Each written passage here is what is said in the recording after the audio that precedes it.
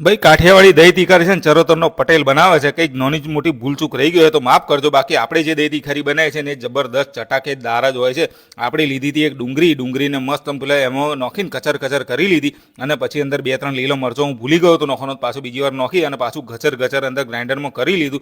અને પછી ડુંગળી જો મસ્ત ઝીણી થઈ ગઈ એટલે એક બાઉલમાં કાઢ્યું આપણે દહીં. તમે કોથરીમાંથી દહીં લઈ શકો, આપણે ડબ્બામાં ભરેલું હતું ડબ્બામાં લીધું, એની અંદર પાણી પાડીને પાછું થોડુંક જ પાણી પાડ્યું અને અંદર બધું આપણે નાખી દીધું, કારણ કે એક ટીપું આપણે વેસ્ટ નહીં જવાનું. તમે કોથરીમાં પાણી ભરીને લઈને અંદર નાખી દેજો.